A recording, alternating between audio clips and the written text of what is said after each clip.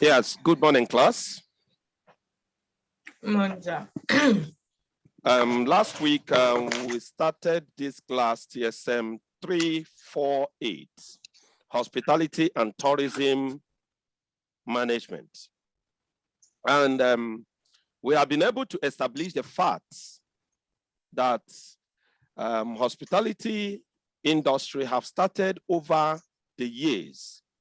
And within these years, we have been able to go through different phases to reach where we are now. And we have found out that so many factors have contributed to the development of hospitality and tourism management. One of those factors that we have considered seriously is transportation. We have been looking at all manners of transport since we started this class, and we will still have to look at so many types of transportation. You know, transport, why are we actually talking about transport? People will be asking questions. Why transport when discussing hospitality and tourism? The answer is very simple. As you are sitting in your homes now, and you have no place to go to, we will not record any sign of tourism. We will not record any sign of movement. So transportation come to be that as soon as we move, we'll be able to patronize. If you have not left the house, you'll not be able to buy. If you have not left the house, you'll not be able to sell. Now, at a point, people needed realization. People needed to associate with others. People needed to see so many things. And the only means they have to see them is by movement. And that gave birth to transportation. And we have been able to say that in these ages, we have had series of transportation. We have had human-powered, we have had animal-powered, we have had the advent of railways, we have had the advent of automobiles, we have had the advent of aeroplanes. So this time, we'll begin to look at these things, how they contribute at the development of the hospitality industry via accommodation. So in today's class, we'll be able to look at these things, how they have critically contributed to the industry. So will we begin today's class, and I'm about to share the screen. Let's share the screen.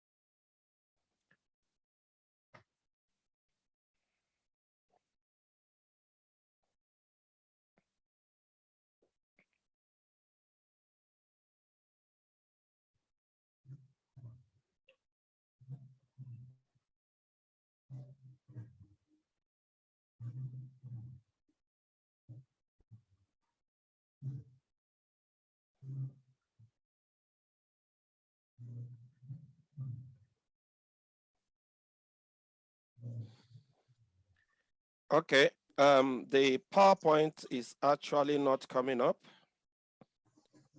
As we are waiting for it to pick up again, then let's be looking at what have been said already.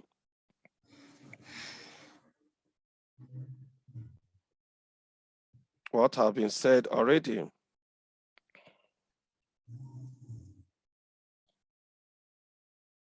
So we'll be looking at the importance of rail. The importance of rail as a means of transportation. So those are the things the PowerPoint is to be showing us. And we can't go further without making the slides to move. So I'm going to stop and reshare the slide again so that it will move.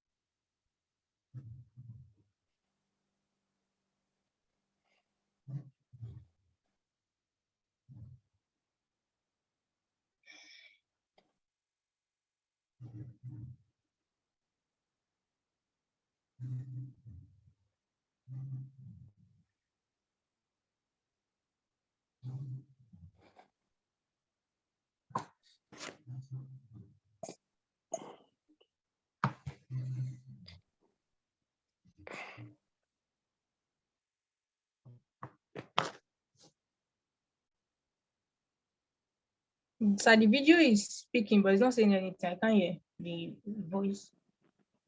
There is no volume. No. Yeah, don't worry. After the volume, it will record itself.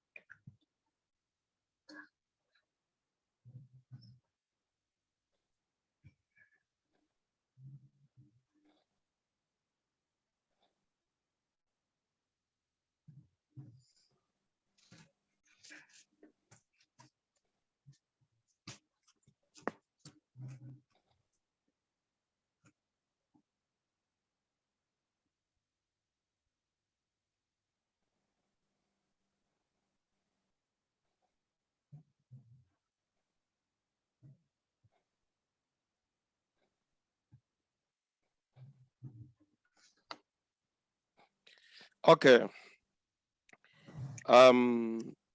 Somebody just joined. Can we see your face? We are not seeing your face.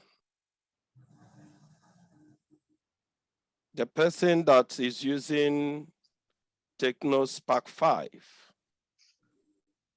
I need to see your face. All right, quickly, the video just made an introduction of the class. Are we all together? Yes, sir. Yes, I know you didn't hear the video because of the audio, but whatever it is, we'll still see it. The video just explained exactly what we are going to get in the class. And it's all about the importance. It was talking about all the importance of rail transport to the hostel or hospitality accommodation. He made us to know that we are also going to look at the developmental issues, the growth of the industry, about the transportation. We'll also be looking at the demand the institution have also encountered through the services of the industry and the technological advancements that we have also seen. We'll also be talking about the services the cruise, that is the ship liners, offer to the industry. So the importance of that to the industry, that's the means of cruise to the industry, will also be discussed. Those are the things the video just discussed about. So this morning, we'll begin to look at the importance of rail as means of mass transportation. Now, what is relevant to the industry? Then first of all, we are looking at the world travel, the tourism, and the hospitality industry. So the Council of the Industry declared that hospitality and tourism industry is the largest and the leading producer of revenue in the whole world. And if we are the leading revenue, why is this so? Because we have employed over 300 million people in the world into the industry. So this has contributed to about 10% of the world gross national domestic growth, or national product. That is the GNDP. It has contributed 10% to the world only from the industry. So the suppliers of the variety of transport services play a significant role in making it possible for travelers to visit their destination. So if we said we are doing this, we are having travelers moving from one point to another. What are they actually doing? They want to see something. They want to make something out of what they don't have. So in the first slide, we are looking at the important factor here is the development. Now we look at the locomotive steam and the year it all began in the 1980s.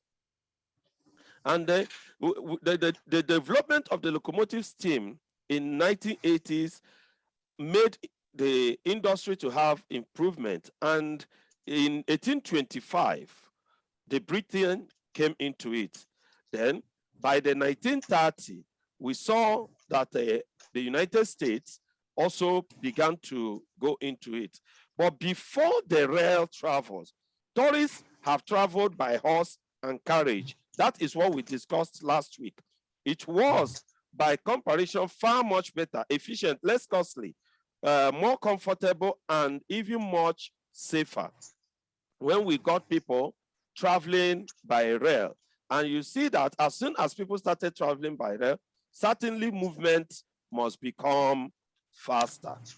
Movement must become faster. So the rail on its own had to replace the stage coaches. You know, we have to replace the stage coaches, the carrier, the horse, which we used in traveling before.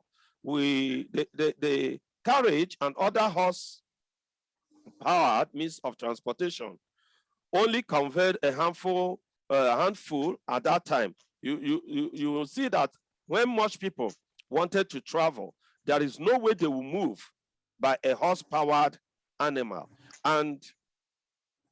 But when you see the rail came into place, we began to see much people moving in mass. So therefore, the rail brought immense change to the tourism and accommodation industry. The question should be why? The more we have more people moving, the need for accommodation will certainly rise. So the little tavern that could cater for a handful of travelers now gave way to hotels that were built near the rail stations. In order to cater for the mass transportation of passengers and tourists, the rail system was available to convey. You know, because we have been looking at all this, the rail now began to make people to go far. More people wants to travel. More people wants to do one thing or the other.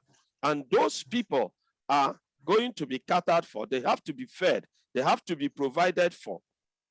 And this is where the rail made it possible for the hotel accommodation or the hotel industries to begin to have built places for accommodation for those who use the rail. Before the invention of the rail system, a number of travelers and tourists could travel for some time in months before getting to their destination.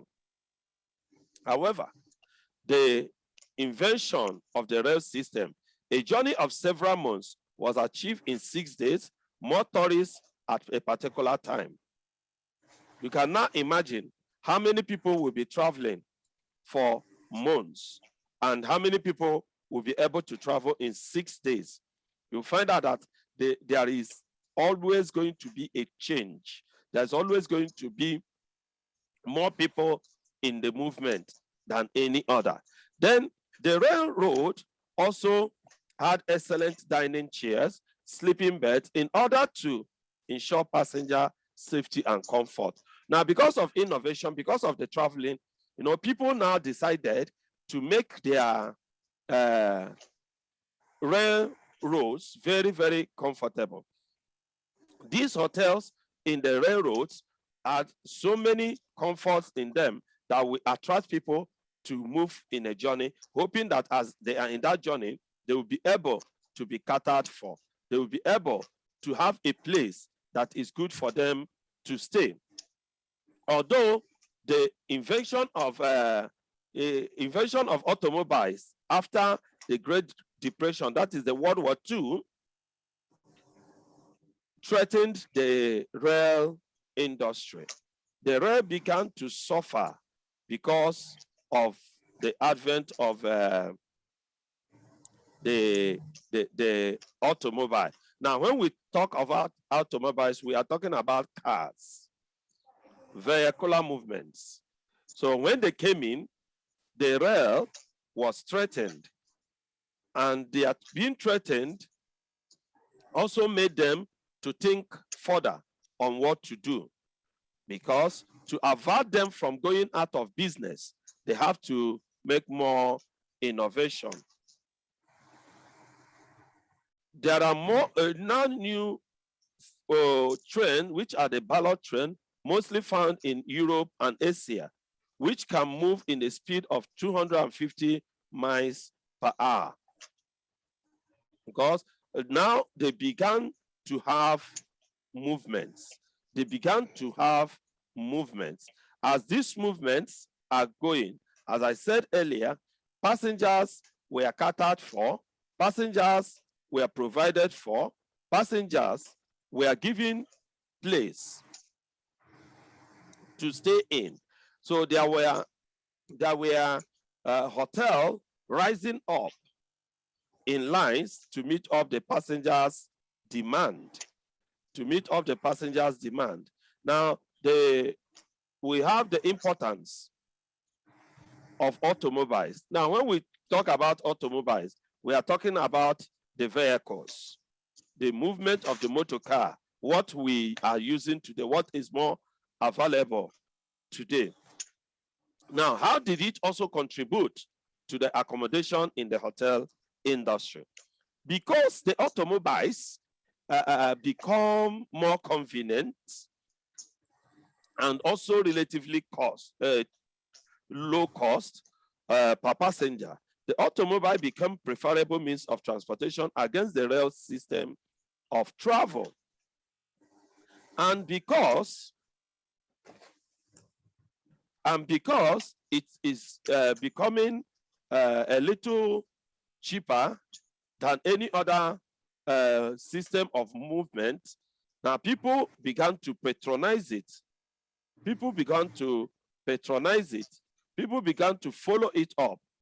Funke, on your camera, I want to be seeing your face. People began to follow in this trail, and more people saw the rail moving. More people saw the rail functioning. More people saw the rail going. Now, people are seeing the automobiles. They are seeing the cars moving. So the automobile was very convenient mode of transport because it was not restricted to any route. It can move anywhere. The automobiles can go at any point. So another greater advantage of automobile in the ground transport at that time was that it provided tourists with vehicles for use at the destination. You know, when you have got to a place, please, Funke, can you hear me? Yes, I can. Funke, can you hear me? I can hear you. I can hear you. Yes, on your video. Oh, so, okay. Another advantage at that time we had is that these very automobiles made it possible for people to move around their destination. You'll find out that as soon as people can go with their own personal cars to any of the facilities they are moving, their cars are there with them. We also see that this made the accommodation industry to also have a very tremendous growth. Why will this growth be necessary? You know now that mobiles or automobiles, the vehicles are moving within the ground areas. The accommodation facilities will begin to grow immensely. There will be a great change in accommodation. So people, families began to move. Groups, they move in group. They move in everything they want to move within their locality, within their premises. They can just go around with their cars. Everybody will be moving with their family. People cannot go and see others easily, and people can go for a short sightseeing because they can drive themselves. They can use their car to reach that point they want to reach. These are the things we saw in the advent of the automobiles. And these automobiles also made the accommodation and the eateries to begin to grow. You can see that within Abuja locality, you will see that within the town, you will see eateries, you will see fast foods, you will see hotels everywhere. While as during the rail system, you will only see these accommodations by the railroad, inside the railroad. These are the difference we have at that time. These are the difference we had at that time. So these newly built facilities had to be built with car parks. Because they are new facilities, we need to have them as car parks. We will now make provisions where car will park. Another interesting development at that time in the hotel and tourism industry was the conversation of the location. And you now see that those going to rail, to take transit rail, we also have to move with the automobiles. So for you to reach where you are going to stay, you have to use automobile to get to your transit. As you can see, that the hotel is having a boost because of the people using the services of transportation. Please, units, let me see your face. Units, if you can hear me, unmute your camera.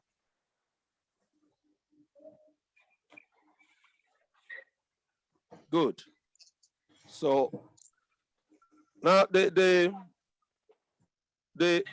demand on accommodation will begin to rise. That one is very obvious.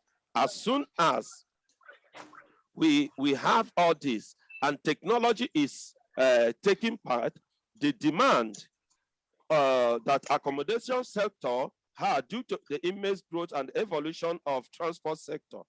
As transport industry gets modernized, more efficient transportation or transporting system, more number of people in a single time, accommodation has to increase to cater for these people who are either tourists or business people. More space also to be created around accommodation to serve as car parks. You now find out that anyone considering to build hotel, anyone that is building hotel, will also begin to think about space. From the historical background, the rail system has also played a major role in the development of the hospitality and travel, which was already understood. So it is when the rail served a major means of transportation that the old houses in and tavern around the turnpikes and carriage roads gave way to hotels. So as soon as the hotel system started coming up, the taverns started going down. So train had dining, car, sleeping compartments to give their passengers comfort.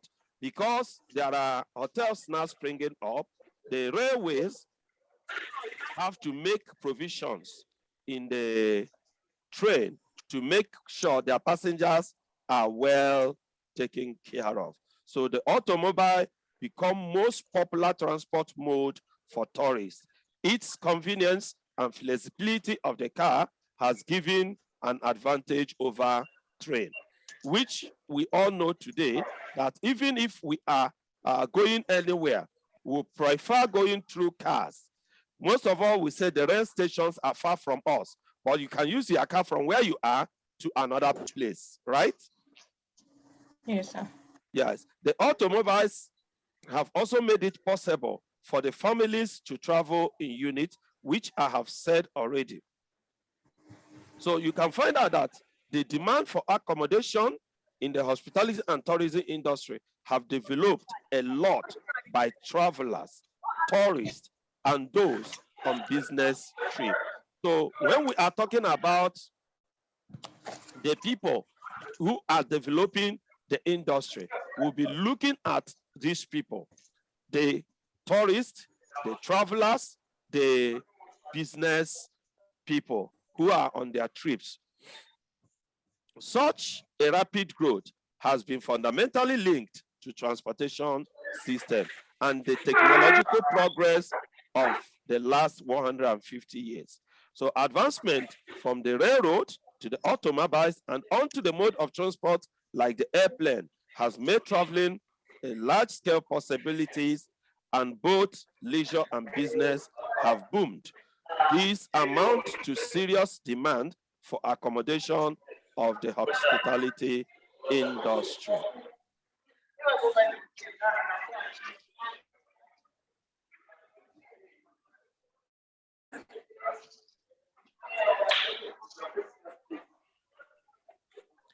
Okay. At this point, we'll be having a little interaction. So let's get busy working and talking together, and let's do it as we ought to do it. So there is a discussion we need to do.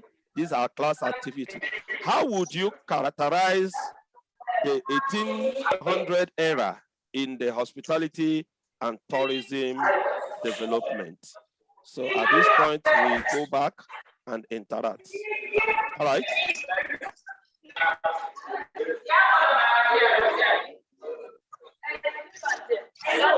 Funke, mute your microphone unless you are talking. Your background is very noisy.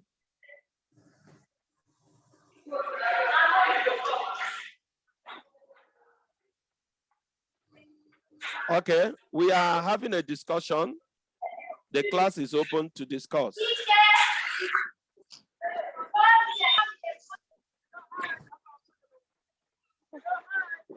Are we there? Are you hearing me? Yes.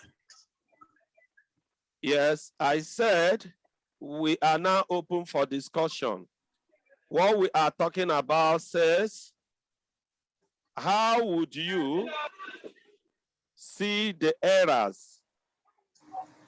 How would you characterize the 1800 era in the hospitality and tourism development? How would you characterize the era? We are talking.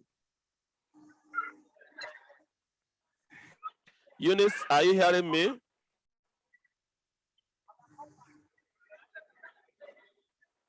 Eunice, can you hear me? Unmute yourself, Eunice. Unmute your mic. Your mic is...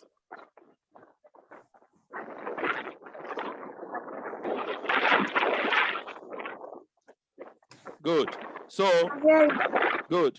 So we are now discussing, how would you characterize the 1800 era in the hospitality and tourism development?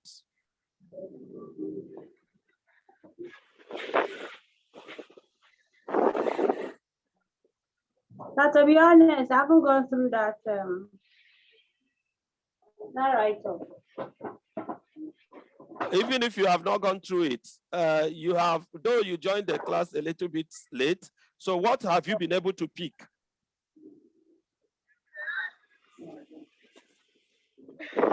I think what I meant was, you were talking about that. You didn't mention it. What did you say? The section I met, I think what you were talking about was not connected to that. Okay. I believe that we have also been discussing from the contribution of the rail development to the automobiles. So there is something that we can characterize as the era of the 1800. Who can help us out? Kainde, can you help us out? Can you help us out? I think the 18th era is not really easy on the part of transportation and for travelers, because places that they should get to in like a month, in like a week, in days, they are getting there in months because they were using buses. That was before rail came into play. And then even when rail came in, rail is a bit slow compared to when automobile came in. So those people that experienced that area, I really don't want to think about how they were, what they went through, how they felt, because there is a particular place they need to be and they have no choice than to go there with the rail or with the horses there. So thank God for technology that made it easy for us, this generation, the mobiles and other form of transportation. Okay, Funke, what do you have to say about the era of 1800s?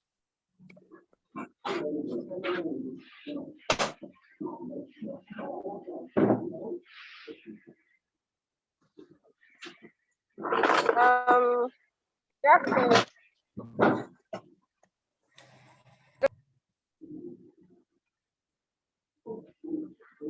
You muted yourself, Funke. Unmute yourself. Your mic is muted.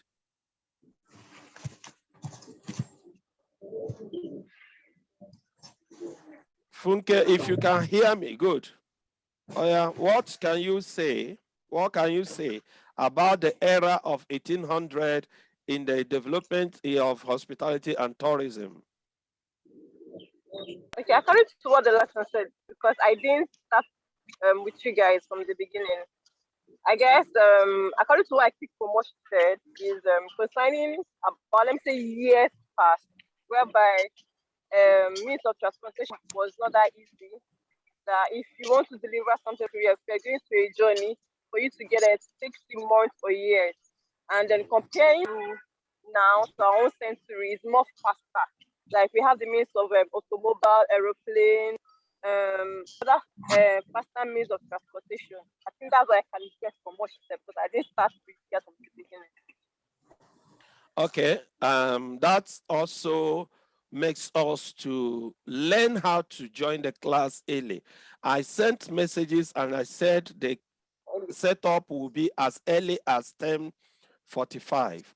Why I said 10:45 is because I wanted us to know the technical troubles we'll face and set it up so that we can hear and begin the class immediately. It is 11. Nevertheless, I'm so sorry for joining late. I'm at work, that's why.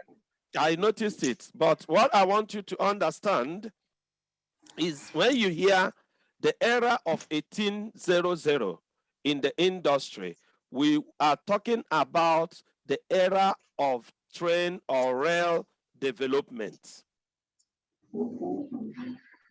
Eunice, are you understanding it now? Yes, sir. Good. So immediately you hear era. We are talking about the time the hospitality and tourism development peaked a little bit. So the rail was the first thing that made the industry to peak. As soon as the rail came in, the industry began to peak. That is where we start having roadside taverns, roadside accommodations, roadside hotels to be able to cater for the industry. And those that are traveling at that point needed where to rest. Why before this time, the people on transit will stay in people's houses? That is where they will stay. So the advent of rail began to give birth to the roadside hotels or the railside hotels. That is how it came to be. So having said that, we'll return back to the sharing of the slide and continue the class. In a few minutes, I believe we'll be done.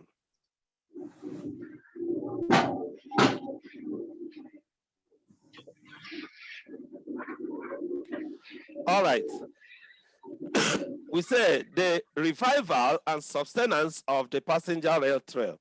You know that I said earlier that we had a breakdown of the rail system.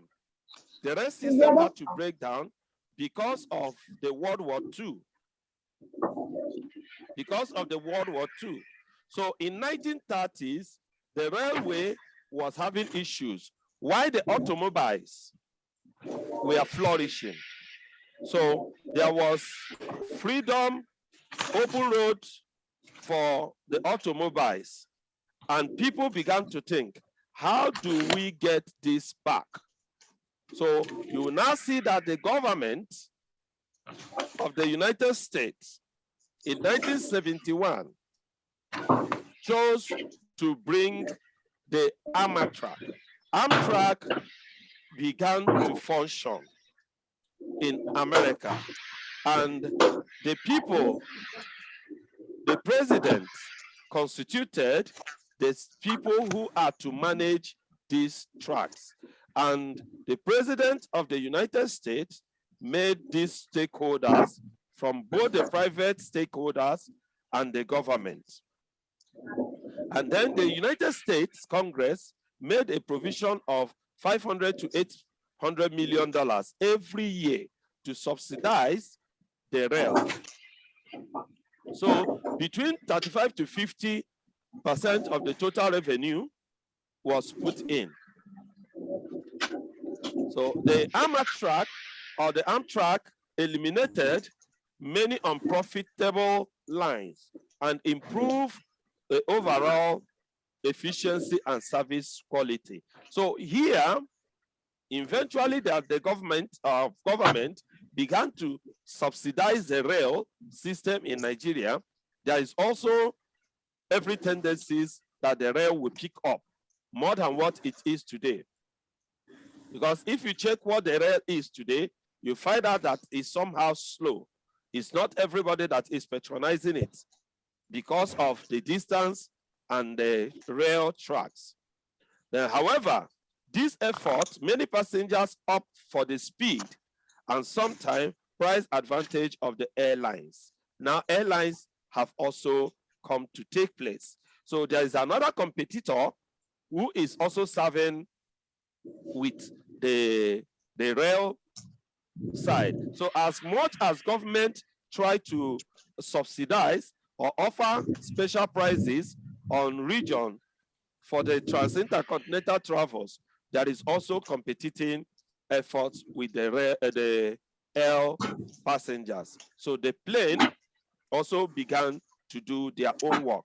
So tour package are also popular because the retired people who prefer relaxing and watching the ever-changing scenarios and experiencing some of the sirens while travel prefer moving. So they also benefited in this rail subsidy as they travel to experience their time.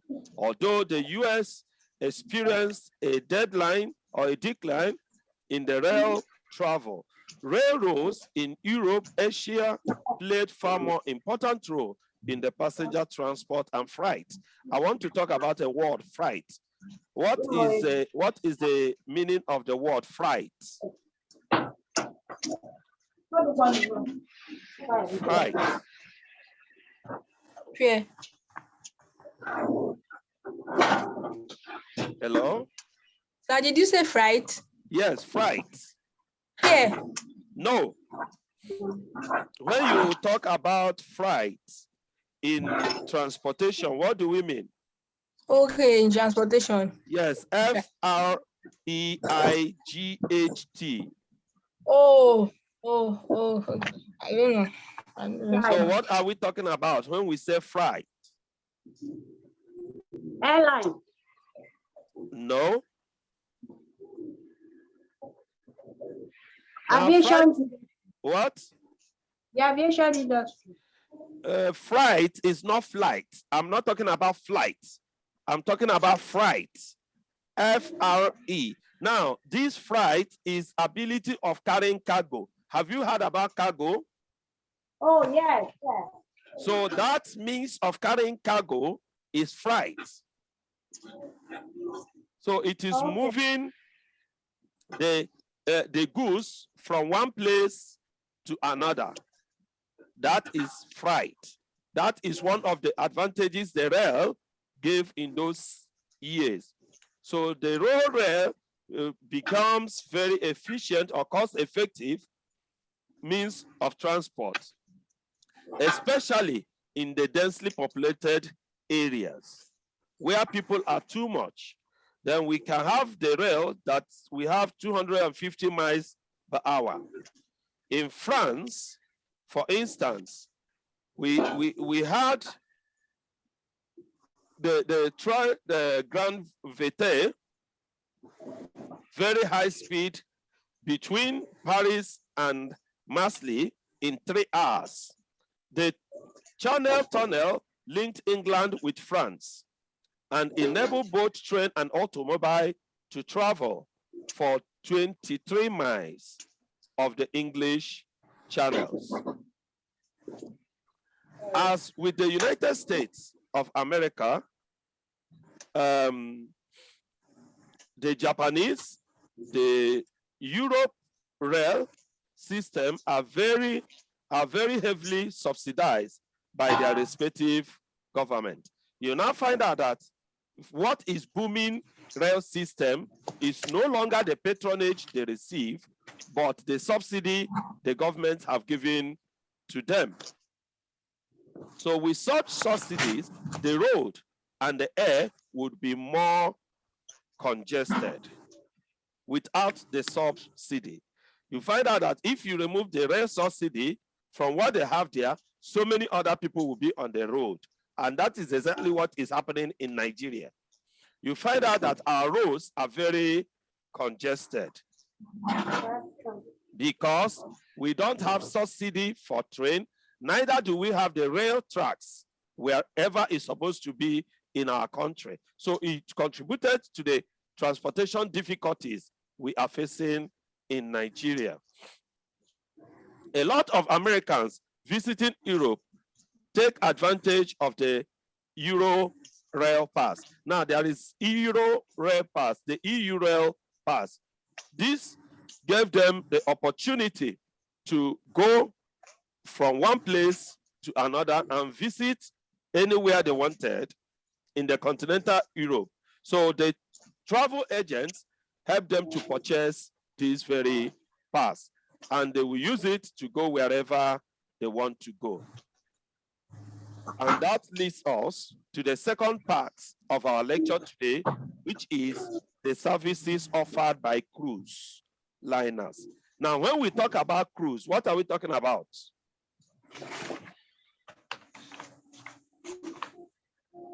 What?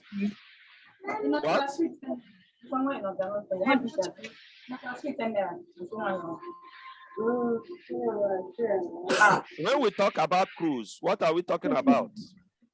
Like ship, boat, boat. That means we are looking at waterways transportation. Waterways. Now, in this era, the hospitality and tourism industry, the ship go through tremendous changes. Now, you know, at the time when we began, people will be in water waiting for waves to come. They will be trying to study wave, how wave will blow their ship, how long the wave will blow them before they will be able to reach where they are going to. And the evolvement, the technological advancement moved from that point to the point where transportation system on its own now had engines. They had a more sophisticated way of piloting, of propelling through the waters. So the ship has evolved from the beginning, a primary mode of transport, people and goods on the ocean and seas, especially the transatlantic and the trans-Pacific routes, to the use of vehicle sightseeing. So some people now, the ship you people know or you normally see is the ship they used to bring goods. Most of us have not seen the cruise ship, but if you are seeing your slide, if you are seeing your slide very well, you will see the picture that is there. That is a cruise ship. You can see it's looking at more like a house. It's looking more like a house than the normal ship you used to know that carries containers. Now, the cruise ship has gone from a point where people see it as we are moving, we are carrying our load. Now, people use it for sightseeing. So in recent times, the cruise liners has become a floating resort, and travelers cruising to location are being pampered through their trips. So we now have ships that have hotels, swimming pools. We have ships that have long tennis court, table tennis. We have football pitches in ships. So anything you are looking for, you will see it in a cruise ship. So the accommodation ranges from luxury suite to cabin, and they offer attractions like gym for early morning workouts, incredible cuisine. Yeah, the catering aspect of it will not be left out, because you cannot be on the ship for 3 months and you are not eating food. So they have powerful cuisines that take place in the ship. While guests spend the afternoon time visiting beauty parlors and play games like table tennis, the passengers can simply relax by the poolside and enjoy good view. Now, there is also a nightlife. That nightlife in the ship is also very important. You now find out that people will also want to enjoy their nightlife in the cruise, having nightclub and venue for dancing and banquets. You see that you cannot say only in the hotel, you can only go for dancing or clubbing. No. You can also do those things in the cruise. So the cruise ship also gives passengers the opportunity for sightseeing. There are trips that are strictly for sightseeing. Now, when we talk about sightseeing, what are we referring to?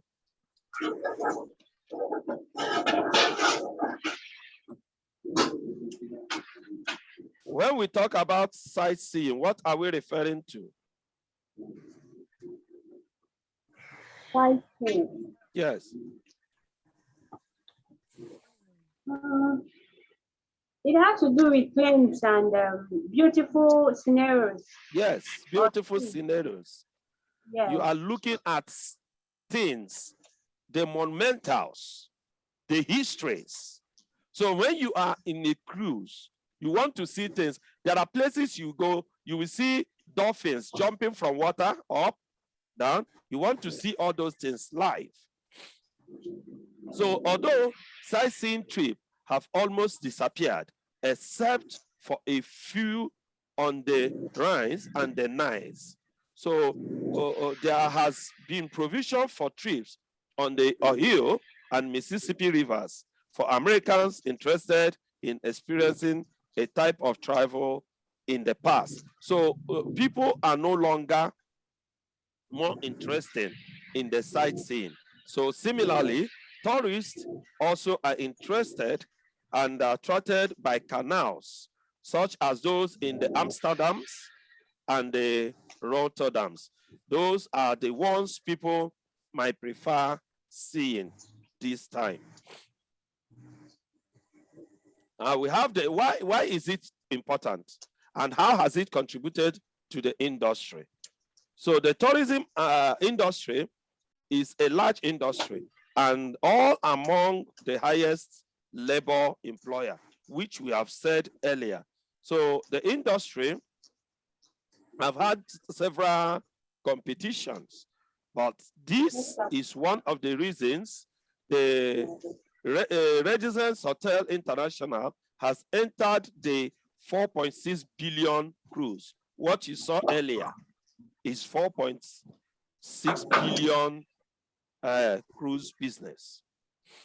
So some people have invested in it so that they can be able to make people to have their ways and patronize their stays in the ship cruise. So they have made it very comfortable, carrying up to 3,000, carrying up to 354 at the same time and moving around. You know what that means? That 354 people are in one ship. So the cruise market has increased more than 500% from 1970s to 1990. And suits vary from around $195 per person a day and on Carnival cruise to about $600 per person a day. So depending on what you are soliciting for or what you have taken, you can now know how much you are being patronized in a day. Although cruising rates are usually double. Occupants, a hotel that owns a cruise line like the Renaissance Diamond would make a lot of profit with the rates like that. With the rates like that, they will make a whole lot of money. So the cruise continued to bring in various amounts of money in their activities. They continue making things very possible.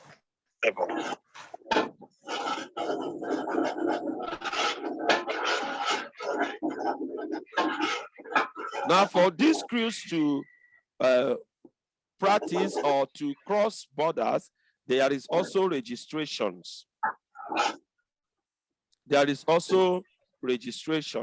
So they register to operate in people's area. So for you to cross other people's border, there must be registrations going on. You have to get a license to do such activity. You must have a license to do such activities. So there were licenses given to people, and they call it flags of convenience. Flags of convenience. So when you are asked what is flag of convenience, you will be able to know that it is a registration that permits ship to operate from one location to another. Flag of convenience. Flag of convenience is very, very important. Many passengers also have remained loyal to a particular vessel because of their choice, and half of the passengers on the cruise ship are repeated guests. You now find out that these passengers are not always there, but they will always request for this to happen.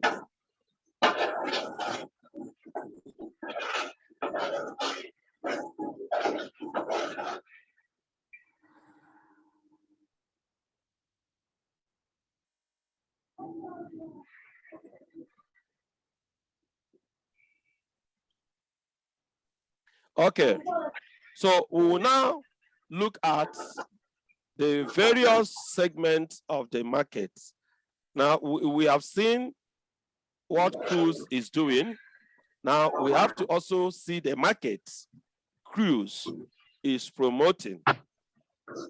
There are different segments of markets that the cruise is promoting, and these markets are in different segments, or we say category.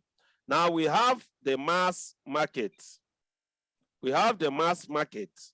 Now this market has the people that patronize it who are in the income of $125 to $200 per person. We have also the middle market segment. The middle market segment are people who can give us up to $200 and $350 per day, and they will be earning $40,000 to $59,000 as their income. So this market is the what people are interested in. You cannot find out that ship or cruise market is going into a market trying to find out what people can be able to afford. So whatever you afford is exactly what you are entertained in. So this usually the largest part of the market, the middle market. So those middle segment market has up to 750 to 1,000 passengers at a time. The last known market is the market we call the luxury market. How many markets have I mentioned in this segment?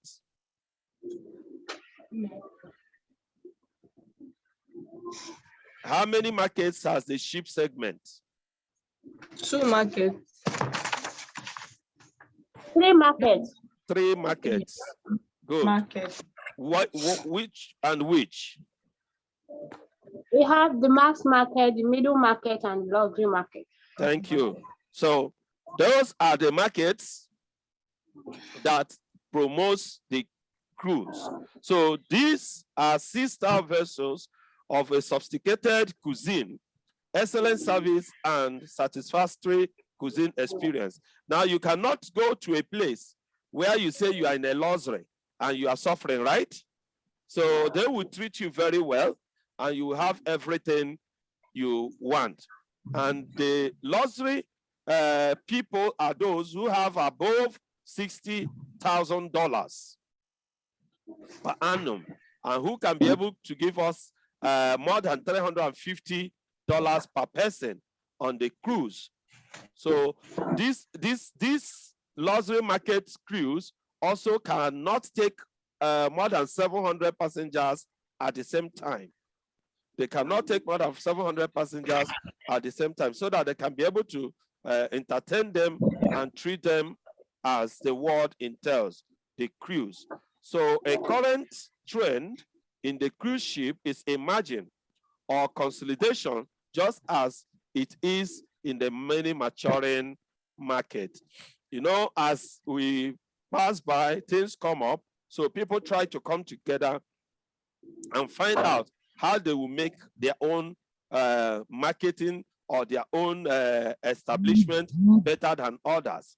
And this also is happening in the cruise sector. This allows a greater economy of scale and also leads to more efficient marketing and cost saving by the virtue of the size of the organization. So the 3 markets important: mass market, middle market, and the luxury market, and they have their roles. What we now have is the International Administrative Tourism Organizations. Here we'll be looking at governments of different countries, their involvement to the decision and administration because of tourism. You know, when we talk about international, we are no longer looking at Nigeria, right? We are now looking at people across Nigeria. We are now looking at more things they are doing across the nation. So we now see that government also have regulations. Each of the national governments have regulation on tourism. And because we are going to also involve things like our national parks, heritage preservation, environmental protection, as well as cultural and social aspect of tourism. There will be things we need to look at. So tourism, in some extent, can be said is international ambassador, fostering goodwill and closer intercultural understanding among people of the world. So tourism can be seen as an ambassador bringing the world together. So we have people like the World Tourism Organization, WTO. In some places, you will see it written as UNWTO, United Nations World Tourism Organization.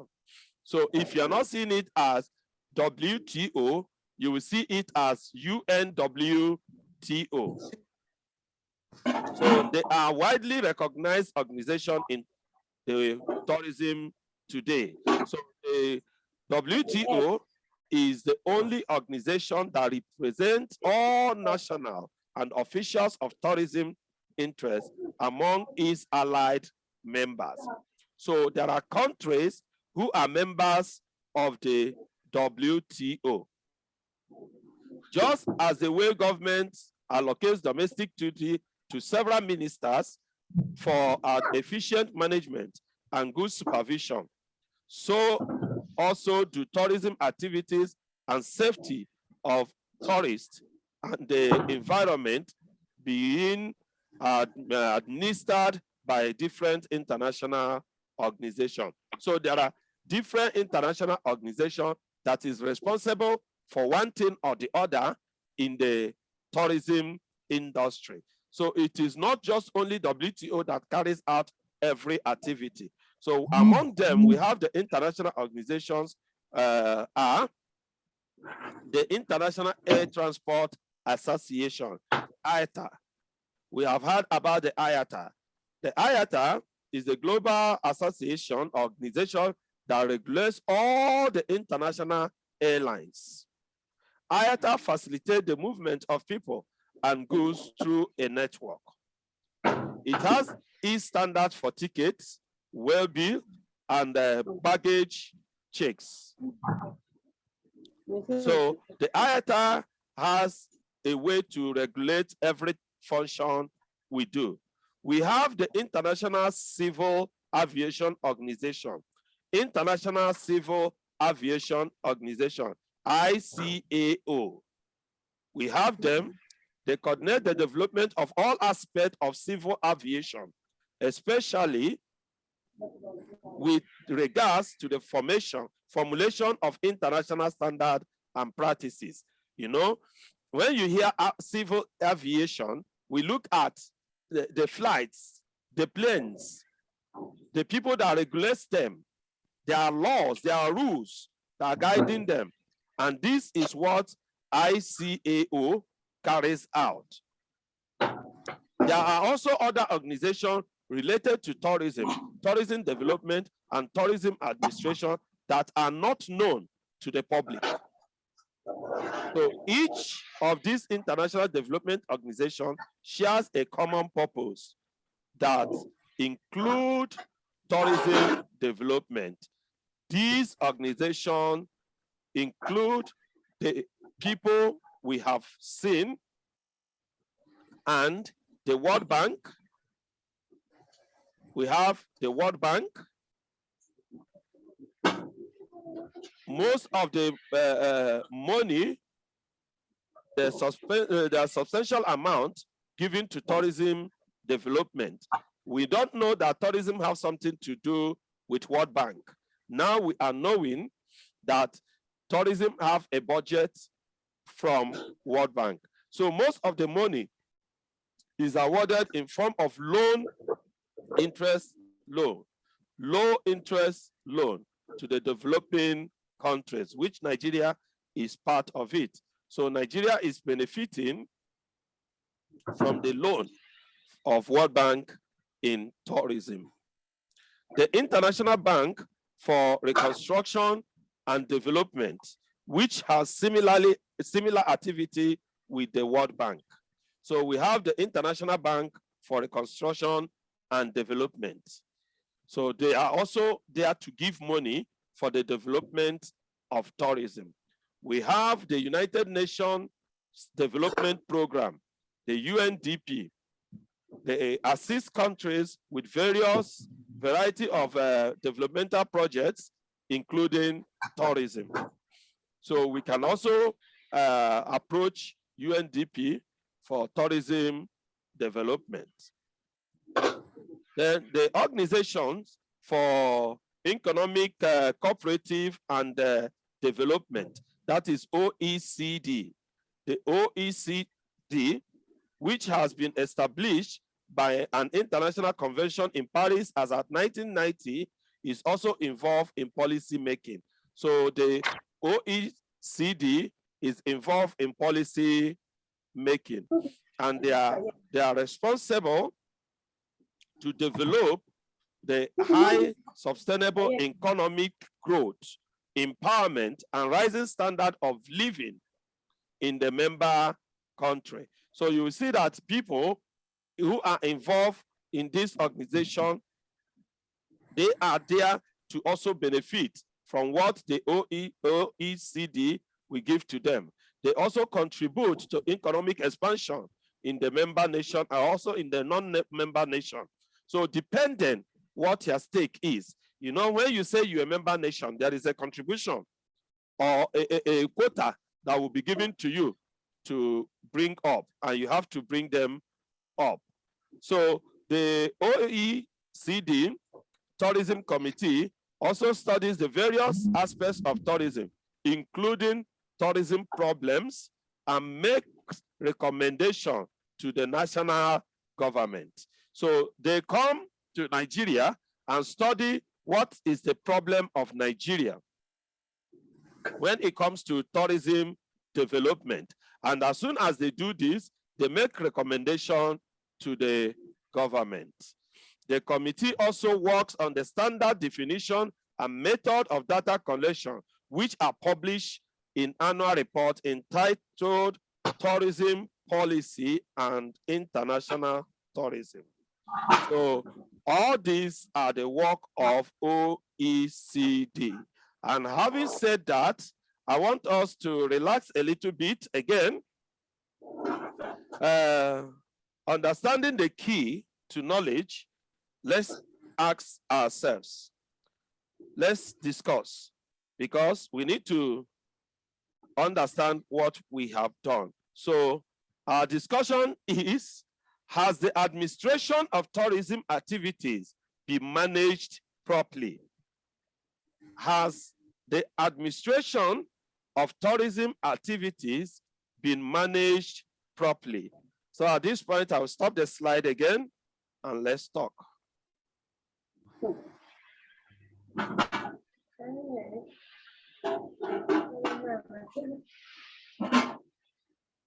Yes, who is beginning?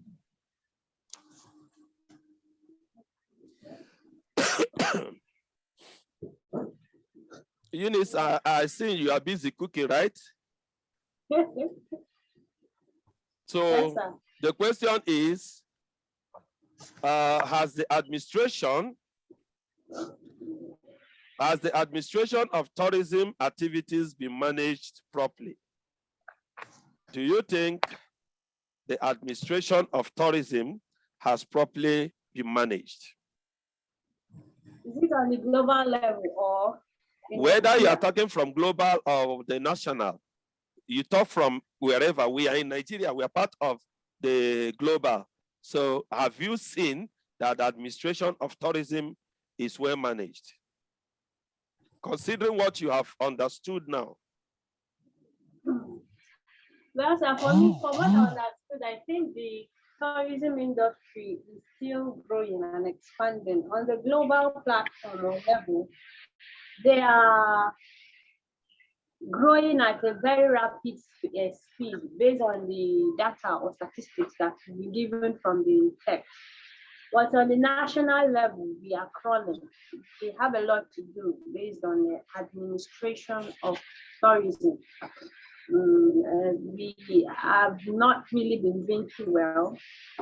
So we need a lot of improvement, and we will seek the help of the government. Okay, you said something now which is very interesting. You said we have not been doing too well in the national level. That means we are talking about our nation, Nigeria, right? Yes, sir. Now, you as a tourist, you as a manager in tourism, you as an administrator in tourism, what do you propound? What are you suggesting that can make us function well in tourism as at the level of Nigeria?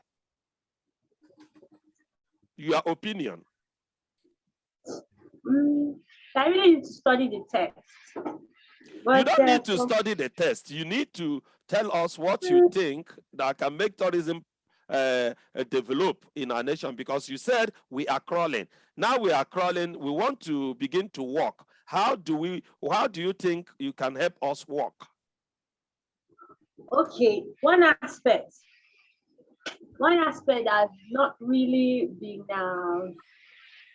common or popular in the tourism industry or market is the cruise, is utilizing of the cruise industry or sections or segments of the tourism, hospitality and tourism. I think that section or segment would help improve or what's the word? Would help bring out our culture, you know, the cuisines, the aspect of the food, the different cultural delicacies, the cultures, the tradition. The cruise can bring them all together. The cruise industry or ship. If the government can get that section, that area, and develop it on the with a global standard, they can also bring out tourism and the culture of the different ethnic groups in the nation, and it will help the economic development. Okay, that means you are of the opinion that Nigeria should introduce cruise into Yes. their line of tourism development, right? Yes, sir. And do you think we have the waterways to carry on cruise? Yes, we do. I think the major waterways connecting to different African nations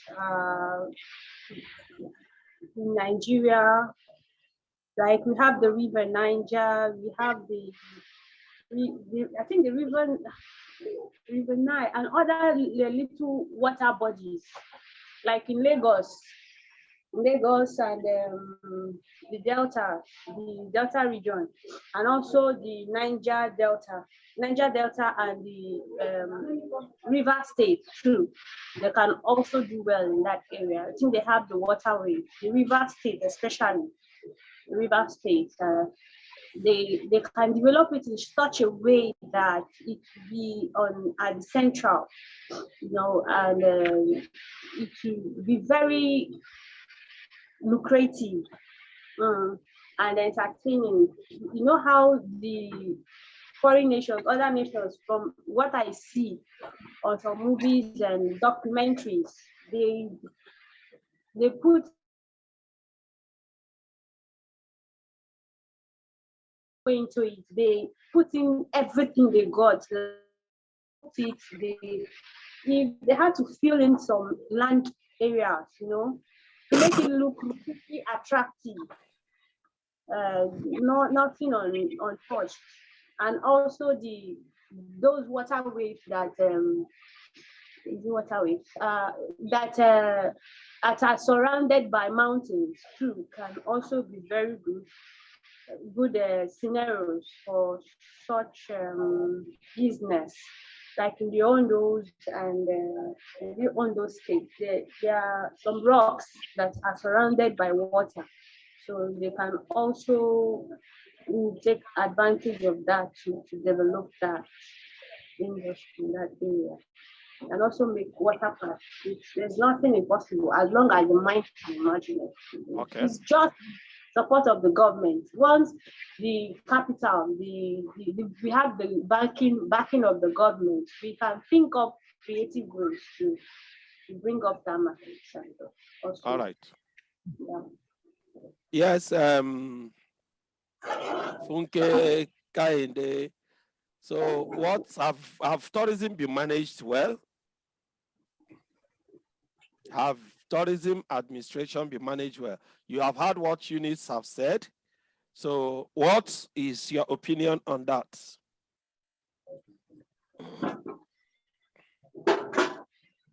I really don't have much to say because she said most of it, but then I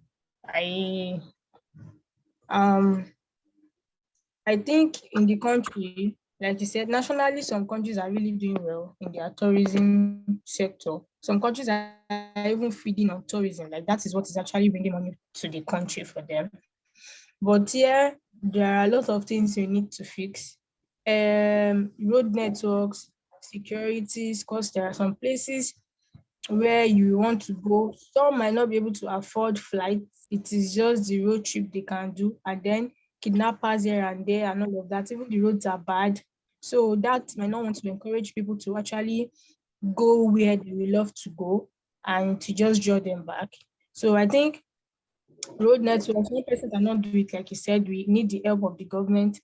Road network security should be taken care of, because no matter how they sorted somewhere, like the place is glamorous and all, if the road to the place is not well, they will just be there. Like this the railway station in Ibadan, the road to the place is actually not cool, except if you really want to go with the train, because it is just smooth, less stressful than you going through the bus and all of this agbero stress and all of that. So if one is discouraged because the road to get to the railway station is really bad, you will have to think twice and just go through, because it's faster, though the rail is neater and all of that, but then when you think of it, it's annoying. And I think people up in tourism, maybe Ministry of Tourism, I don't know, or the directors or something, they really need to think. We have a lot of resources in this country that can actually bring more money and can actually attract people to the country. Like in Lagos already, there's boat cruise, there is flying boats. If you are going from the island to Ikorodu, instead of going through Yaba, Ketu, and all of those stuff, going through traffic, within 30-45 minutes, you're at Ikorodu through water. So I think those things they should at least try. People, we need to see that, okay, these guys are actually working and trying to make these things work and convenient for the citizens. So that I see part of the national faults in the transportation and the tourism industry. Okay. So if I understand you more, you are trying to say that the administration we have in Nigeria as a nation has not even been improved to compare to how it's supposed to be at the standard international level, right? Yes. Good. So, and you are also suggesting that we should look inwards and develop the things we have. There are a lot of things we have that we need to develop to make the tourism more functional in Nigeria, right? Yes. Good. You also made mention of Lagos Waterway. Now, the Lagos Waterway, can you be able to review the Lagos Waterway so that in our next class, you will be able to help us discuss Lagos Waterway? I want to find out exactly what is happening at Lagos Waterways. Now, when we say waterways, as regards as cruise, transportation, because you made mention of when you are going to Ikorodu or wherever in Lagos, you can be able to use the waterways to reach there faster than using the roads, right? Yes, for my yes. Yes, so I would want you to help us by the next class. It will be one of the things we need to review. Let's understand why that is functioning in Lagos and is not functioning in Port Harcourt or functioning in Delta State, as mentioned by Eunice, so that we can be able to also advise those in that area on what to do. I will also take it up as a class discussion, maybe later in the week or in the weeks to come. We'll come back to it, but you have to give us a review by Saturday on Lagos cruise water transportation. Thank you so much, Kainde. Yes, Funke, what have you to say about the administrative situations? Have it been managed properly?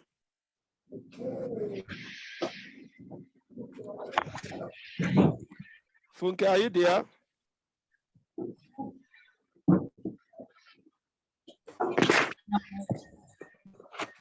Sir, please, sir, if I can take permission. Hello, sir, can you hear me, sir? Who is speaking?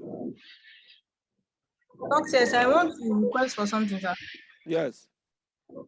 I don't know if I want to leave the class. I have another meeting by 12, should be 12 to 1, and I'm leaving. You are out of the meeting already. Sir? We are almost done. We are almost done. I just want to hear Funke's view so that you will hear her view before we close. The class is finished. This is the last activity for the class. Yes, Funke, what are you saying quickly? Because You repeat the question. It was bad. The line is. has tourism been managed properly? Have tourism administration been managed properly, whether in the national view or the international? Well, let me speak on the one on the one which know that's our country here in Nigeria. We all know that tourism in Nigeria is not well managed because we know that we have very nice sites like that Ikogusi, whereby cold and warm and cold water meet. We have lot of tourist centers whereby it has not been well developed. But my own advice is this: if they could invite the expatriates like from outside the country to give us more idea on how to develop on our tourist centers, because Nigeria is gifted here and all lack in different ways whereby we don't have good managers. I mean, those on top whereby they call themselves tourist one thing like those I don't mention them, but I don't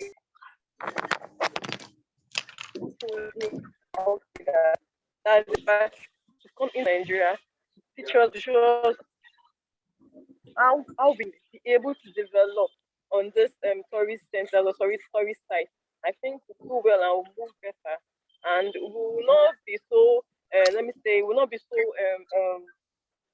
constrained about going to Dubai, seeing other things that we waste our resources and our money over other people's country. Why we have so many things here in Nigeria where we can invest into. I think that's my own point of view. Thank you, Funke. We will be taking the last time of the class, and having heard all you people said, I am appreciating the class, and I will also want to use this opportunity that we have had to say thank you for coming to this class today. And by next Saturday, I want us to start earlier. If you don't start earlier, we cannot be able to stop early. So let's try as much as possible to be in class by 11. 10:45, we'll be all working. And if time permits you, you can chat us up from any of the links we have. We have about 2 links. We have the WhatsApp and we have the